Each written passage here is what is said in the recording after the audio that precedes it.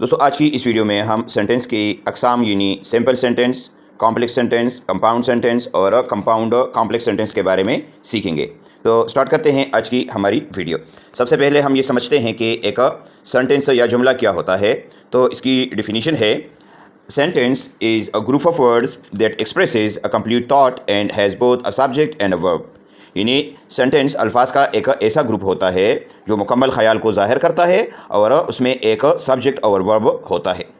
Next जो अहम बात है इस टॉपिक को समझने के लिए वो ये है कि आपको इंडिपेंडेंट क्लॉज और डिपेंडेंट क्लॉज का पता हो, क्योंकि आगे जाकर हम ये कहेंगे कि इसमें एक इंडिपेंडेंट क्लॉज है, इसमें डिपेंडेंट क्लॉज है, तो आपने पहले से इनको समझना है।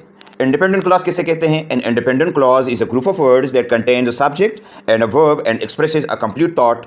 It can stand alone as a sentence. यानी इंडिपेंडेंट क्लॉज वो अल्फाज का ग्रुप होता है जिसमें सब्जेक्ट और वर्ब मौजूद होते हैं और ये मुकम्मल मानी रखता है, इसलिए ये जुमले के तौर पर अकेला इस्तेमाल हो सकता है। इसकी मिसाल हम इस तरह दे सकते हैं कि she is reading a book. इस जुमले में आप देखें, शी हमारे पास क्या है? ये हमारे पास सब्जेक्ट है, इज़ रीडिंग हमारे पास वर्ब है, लिहाजा ये सब्जेक्ट और वर्ब इसके अंदर मौजूद है और ये अल्फाज का एक ग्रुप भी है, लिहाजा ये हमारे पास एक क्लॉज है और ये चूँकि अपनी मानी मुकम्मल दे सकता है, लिहाजा ये हमारे पास इंडिपेंडेंट क्लॉज है। इसके बाद आपने समझना है डिपेंडेंट क्लॉज को, कि डिपेंडेंट क्लॉज किसे कहते हैं। A dependent clause also known as a subordinate clause is a group of words that contains a subject and a verb but does not express a complete thought. यानी dependent clause वो अल्फाज का group होता है जिसमें subject और verb तो होते हैं लेकिन ये मुकम्मल मानी नहीं रखता। It can not stand alone as a sentence and depends on an independent clause for meaning.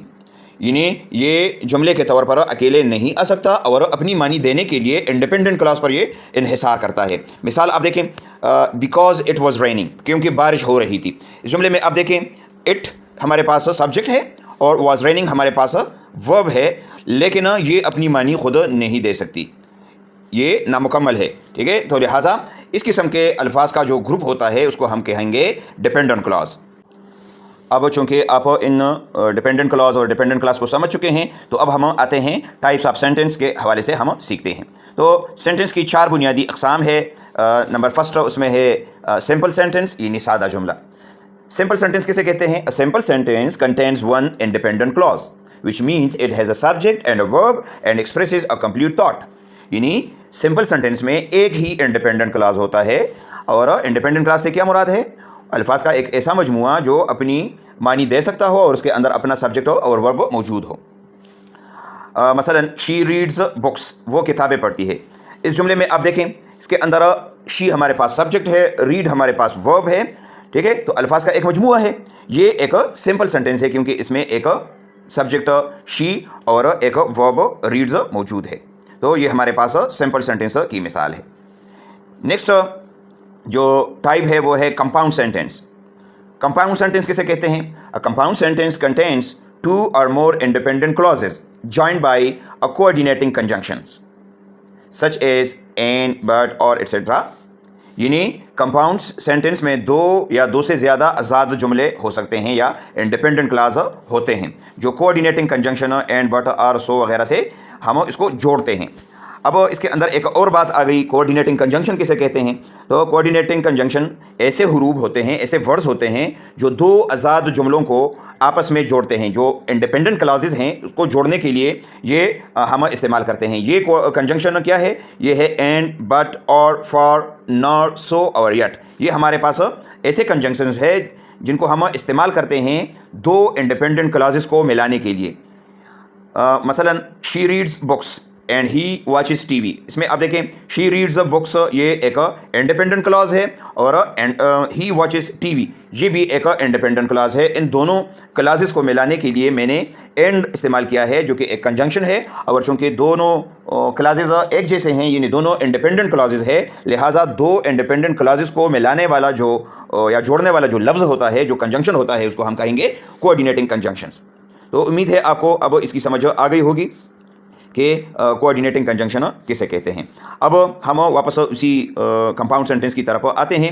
ये एक कंपाउंड सेंटेंस है, she reads books and he watches TV. ठीक है, क्योंकि इसमें दो आज़ाद जुमले हैं, शी रीड्स बुक्स और ही वॉचेस टीवी, ये दोनों मौजूद है इसके अंदर और इसको एंड के ज़रिए से जोड़ा गया है, लिहाजा ये हमारे पास कंपाउंड सेंटेंस की मिसाल है। नंबर थर्ड जो टाइप है वो है complex sentence. A complex sentence contains one independent clause and at least one dependent clause.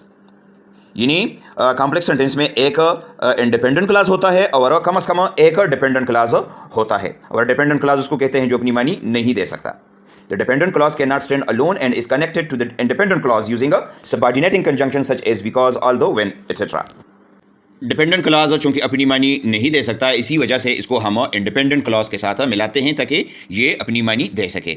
अब जब हम डिपेंडेंट क्लॉज को बनाते हैं तो उसमें हम सबऑर्डिनेटिंग कंजंक्शंस इस्तेमाल करते हैं।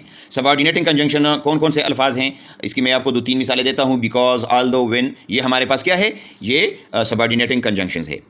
तो आसान अल्फाज में कॉम्प्लेक्स सेंटेंस में एक इंडिपेंडेंट क्लॉज होता है और कम से कम एक जो है डिपेंडेंट क्लॉज होता है, तब जाकर इससे एक जुमला बनता है। इसकी मिसाल आप नोट कर ले कॉम्प्लेक्स सेंटेंस की। शी रीड्स बुक्स, वो किताबें पढ़ती हैं, ये हमारे पास एक इंडिपेंडेंट क्लॉज है।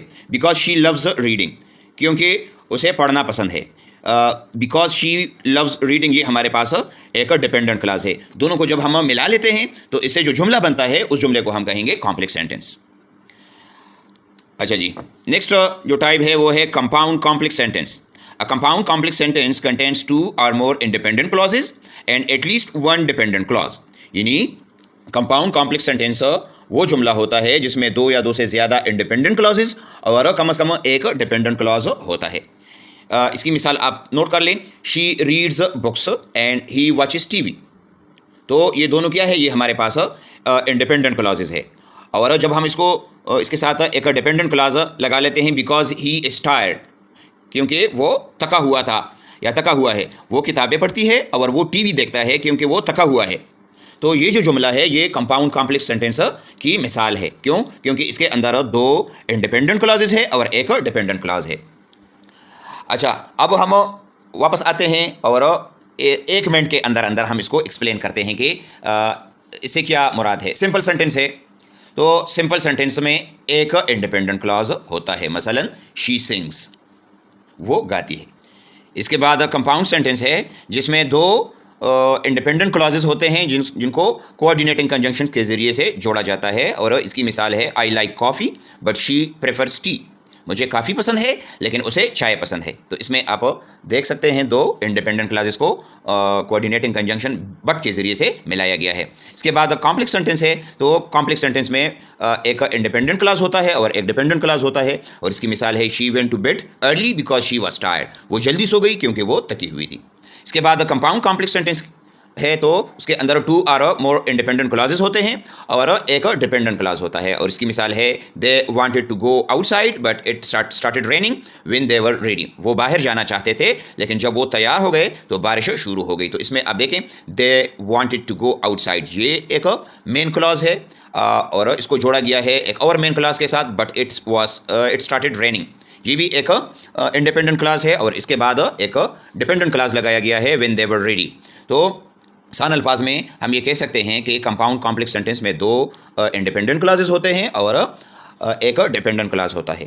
तो दोस्तों, ये था आज का हमारा टॉपिक जिसमें हमने सेंटेंस और इसकी 4 अक़साम के बारे में सीखा। उम्मीद है आपको इसकी समझ आ गई होगी। किसी भी जगह पर आपका कोई सवाल हो तो कमेंट में बताइए, इंशाल्लाह मैं आपको ज़रूर जवाब दूंगा। Thank you for watching. अल्लाह हाफ़िज़।